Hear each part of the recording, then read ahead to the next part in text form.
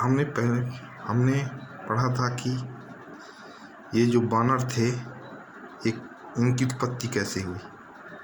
ये जो देवता थे, ब्रह्मा जी के आदेश से, भगवान पितामह ब्रह्मा जी के आदेश से जो देवता थे, वहाँ वनों में विचरने वाली जो मुख्य अप्सराएँ हैं, गंधर्वों की स्त्रियाँ हैं या गंधर्वों की कन्या हैं, यक्ष और नाग की कन्या हैं, ऋक्षों की स्त्रियाँ हैं और विद्याधारी हैं और बानरी, इनके गर्भ से अपने ही समान पुत्र उत्पन्न किए, जो ये वनचारी कहलाए। इन्हीं को हम बानर कहते हैं। तो ये रहा बानरों की उत्पत्ति कैसे हुई, यानी बानर बंदर नहीं थे। बानर जो है देवों के द्वारा उत्पन्न किए हुए इंसान हैं, जो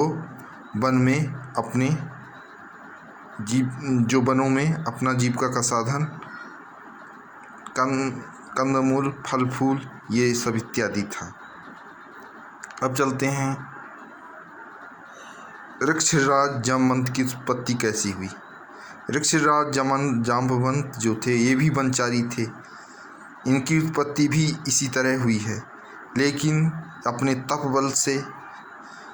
तप से के द्वारा ब्रह्मलोक पहुंचकर या भगवान ब्रह्मा को प्रसन्न कर इन्होंने उनसे मानस पुत्र की उपाधि प्राप्त कर ली, यानी ये ब्रह्मा के मानस पुत्र कहलाए।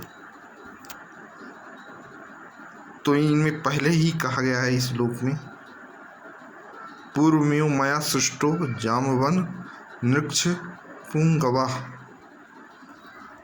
और जृंभमाणस्य सहसा मम वक्त्रा दजायत।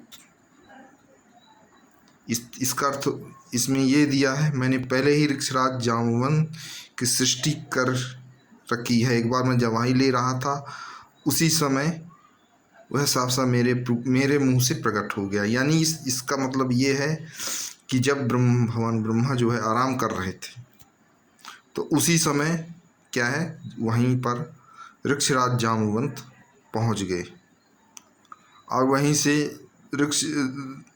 ब्रह्मा जी ने प्रसन्न होकर उन्हें अपना ब्रह्म ज्ञान दिया और ऋक्षराज जाम्बवंत को अपना मानस पुत्र घोषित किया। तो ये ऋक्षराज जाम्बवंत जो है ब्रह्मा के मानस पुत्र हुए, यानी ये भी ब्रह्म ज्ञानी हुए।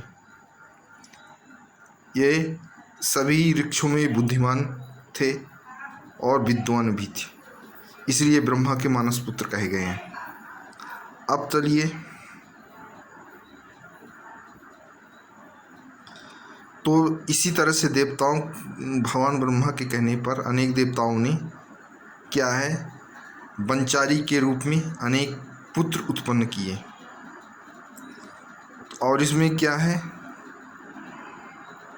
जो वन में विचरने वाले हैं, वन में रहने वाले हैं, ये चारण हो गए, विद्याधर हो गए, महात्मा हो गए और ऋषि हो गए, ये सिद्ध है। ये सभी लोग अप्सरा, यक्ष कन्या, गंधर्व कन्या आदि से संबंध स्थापित कर इन्होंने वनचारी पुत्र को जन्म दिया। तो ये जितने भी वनचारी पुत्र थे, ये सभी बानर कहलाए। तो इस तरह ये बानरों की उत्पत्ति है। अब तो देवराज इंद्र ने बाली को उत्पन्न किया और सूर्यदेव ने किनको उत्पन्न किया, इनको विवस्वान कहते हैं, सुग्रीव को पैदा किया। इस तरह से जो भी बानर जो थे, ये जो देवताओं को गुणगान करने वाले जो वनवासी चारण हैं, इन्होंने अप्सरा हो गई, यक्ष कन्या होगी, गंधर्व कन्या, इनसे संबंध स्थापित करके ये वनचारी अपने समान वनचारी पुत्र उत्पन्न कहा, वनचारी पुत्र उत्पन्न किए। ये सभी जो वनचारी पुत्र थे ये सभी जंगल मल फल फूल खाने वाले थे, और ये सभी जो थे दर्प और बल में सिंह और व्याघ्रों के समान थे। इनका जो रूप था जो था क्या है, रूप और बल, रूप में और बल में ये सिंह और बाघ के समान थे। इनकी जो दाढ़ें होती थी सिंह और बाघ के समान थी। ये बहुत बड़े बलवान थे, बहुत बड़े शक्तिशाली थे। ये पत्थर की चट्टानों से वार करते और ये पत्थरों की चट्टानों को उठाकर ये लड़ते थे। और इनके मुख्य हथियार थे नखा दृष्टंद्यो सर्वे सर्वस्त्र कोविदा विचालयो शैलेंद्रा वेदाव्यु स्थिरान द्रुमान। इनके जो मुख्य हथियार क्या थे, नख और हाथी दांत थे।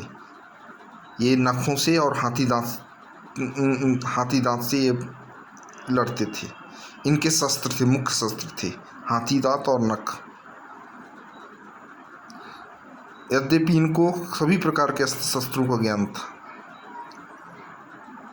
अब ये रहा आपकी वानरों की उत्पत्ति कैसे हुई।